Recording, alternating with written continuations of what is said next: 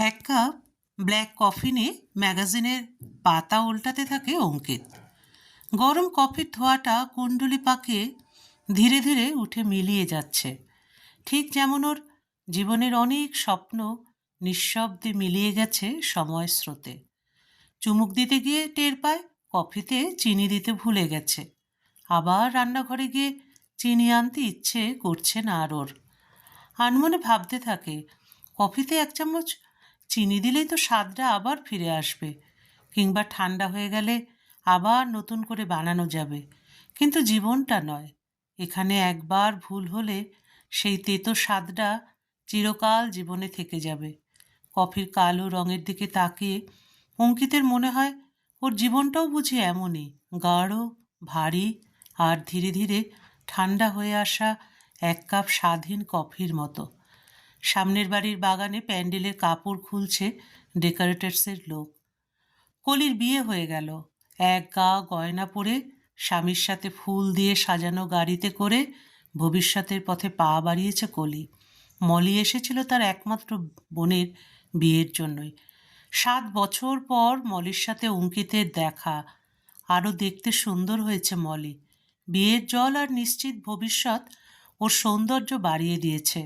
আর চোখে অঙ্কিতকে দেখলেও সামনে এসে কথা বলেনি মলি। অবশ্য বলার আর ছিলই বা কি, সব কথা তো 7 বছর আগেই শেষ হয়ে গিয়েছিল। অথচ একটা সময় এমন ছিল, অঙ্কিতকে ছাড়া কিছুই ভাবতে পারত না মলি। কোন কলেজে ভর্তি হবে, কোন সাবজেক্টে অনার্স নেবে, গানের অডিশনে নিয়ে যাও, এমনকি কোন ড্রেস কিনবে মলি, সেটা পর্যন্ত অঙ্কিতকে ঠিক করে দিতে হতো। দুই বাড়ির সকলেই জানতো মলি আর অঙ্কিতের সম্পর্কের কথা। কলি মজা করে বলতো, ভগবান অঙ্কিতদা আর দিদিভাইকে একে অপরের জন্যই পাঠিয়েছে এই ধরাধামে। একটা দীর্ঘশ্বাস ঠেলে আসে অঙ্কিতের বুকের ভেতর থেকে। এমনি করে এক মধুর বুনোটে গড়া পরিণত সম্পর্কের পূর্ণতা দিতে পারেনি অঙ্কিত। গোধূলির কোণে দেখা আলোয় মলিকে সম্পূর্ণ নিজের করে পেতে গিয়েও ও পায়নি। অলক্ষ্যে কে যেন হেসে ওঠে। পরিষ্কার শুনতে পায় অঙ্কিত। এক অদৃশ্য গলা ব্যঙ্গ করে বলে, পাসনি নাকি গ্রহণ করতে ভয় পেয়েছিলি, পালাতে চেয়েছিলি? তুই একটা ভীতু, একটা কাপুরুষ। 2 হাতে কান চেপে মেঝেতেই বসে পড়ে অঙ্কিত। সহ্য হয় না আর এই বিবেকের দংশন। এর চেয়ে মলি যদি সেদিন সপাটে 2 গালে চড় মারত, হয়তো আজ এতটা কষ্ট হতো না অঙ্কিতের। কাঁধের ওপর একটা নরম হাতের স্পর্শ আর চুরির রিন রিন আওয়াজে বাস্তবে ফেরে অঙ্কিত। রায়ার মুখটা দেখে নিজেকে আর ধরে রাখতে পারে না অঙ্কিত। ওকে জড়িয়ে ধরে নিজেকে শক্ত করতে চায়। রায়ার 2 চোখের কোল ভিজে ওঠে। আজ আর ঘুম আসবে না অঙ্কিতের।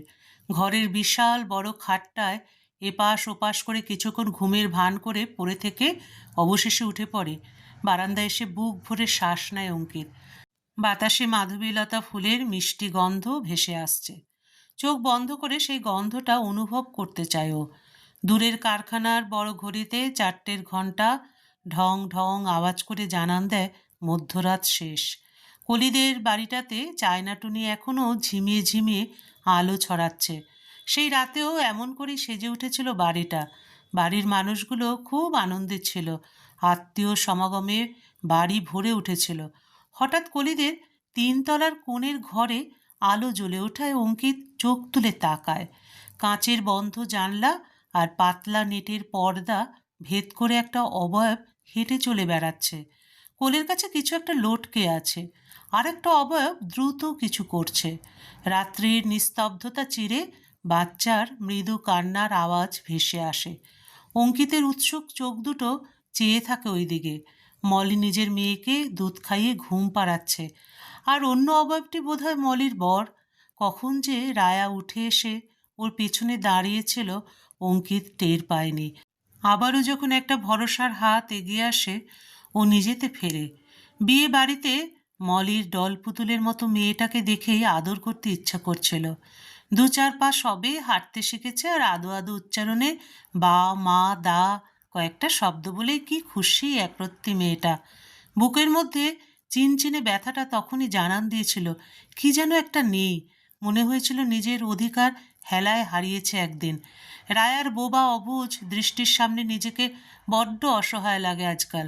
রায়ার কোনো দোষ নেই, তবুও বিধাতা ওকে জড়িয়ে দিয়েছে অঙ্কিতের সাথে।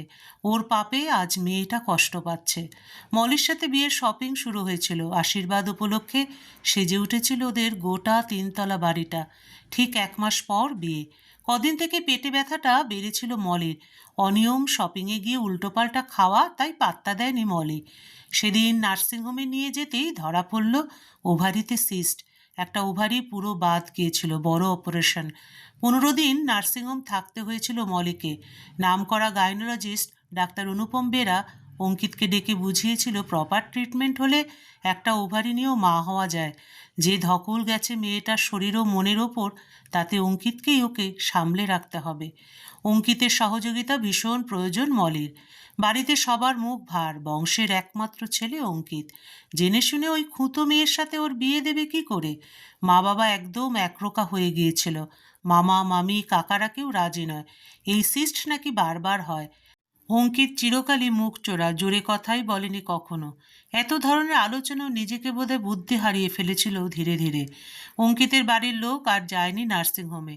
অঙ্কিত বুড়ি ছোঁয়ার মতো রোজ একবার যেত। মলির মুখের দিকেও তাকাতে পারত না। মলি বাড়ি ফিরতে অঙ্কিতের বাবা বিয়ে ভেঙে দিয়েছিল। কলি এসেছিল অঙ্কিতের অফিসে। অঙ্কিত কথাই খুঁজে পায়নি কলিকে বলার মতো। বাড়ির বিরুদ্ধে যেতে পারবে না, এটা ছিল ওর অজুহাত।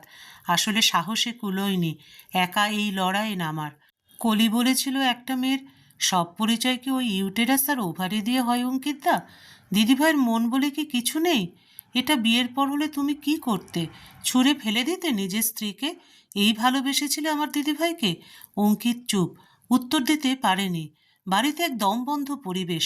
মুখোমুখি বাড়ি, ভয়ে ওদিকে তাকাতো না অঙ্কিত। কলি বলেছিল ঈশ্বর করুণাময়, হয়তো আমার দিদিভাই বেঁচে গেল।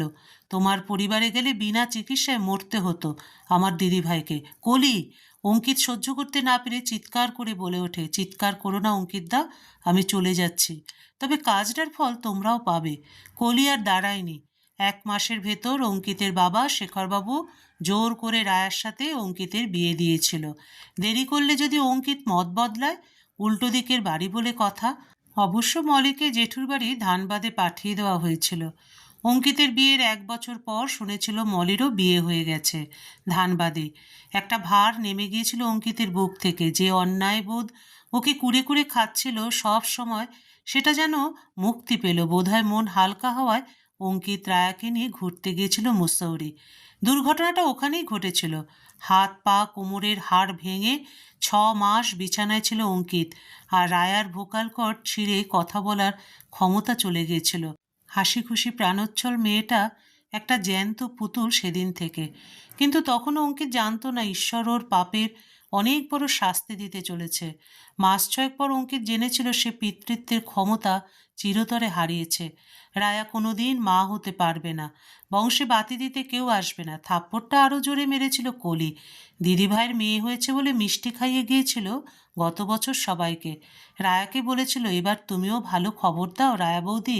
রায়া বাকশক্তি হারালেও মনটা একই রয়েছে। চোখের জলে বালিশ ভেজায় প্রতি রাতে। বলার ক্ষমতা কেড়ে নিয়ে ভগবান হয়তো ওকে জিতিয়ে দিয়েছে। ওর ওই নির্বাক চাউনির সামনে প্রতিনিয়ত অঙ্কিত মরমে মরে থাকে। মলি মেয়ে কোলে স্বামীর সাথে আজকাল ঘন ঘন বাপের বাড়ি আসে। ওদের বংশেও ছেলে নেই। মলির মেয়েই এখন সবার চোখের মণি। অঙ্কিত ভগবানের কাছে একটাই প্রার্থনা করে, এই অভিশপ্ত অতীতটাকে ভুলতে চায় ও। অঙ্কিত আর ভগবানের কাছে কিছু চায় না। আজকাল প্রার্থনাও করতে বড় ক্লান্তি লাগে। মলির মুখ, কলির প্রশ্ন আর সেই সব রাতের স্মৃতি, সবই যেমন আছে তেমনই থেকে যায়। ভুলতে না পারার দায়টাই বুঝি ওর শাস্তি। রায়ার চোখের দিকে তাকিয়ে অঙ্কিত ধীরে ধীরে শিখে নেয়, কিছু মানুষ কথা বলে না, তবু সব বলে দেয়। সেই নির্বাক চাউনির সামনে দাঁড়িয়ে অঙ্কিত আর পালাতে চায় না। দোষ স্বীকার করে নেয় মনে মনেই। বাইরে রাত গভীর তখন। বাতাসে মাধবীলতার গন্ধ ভেসে আসছে। সময়ের সাথে সাথে জীবনও এগিয়ে চলে। শুধু অঙ্কিতের বুকের ভেতরে কোথাও একটা স্তব্ধতা জমে থাকে, যেখানে না শান্তি আছে না মুক্তি, আছে শুধু নীরবভাবে বেঁচে থাকার দায়।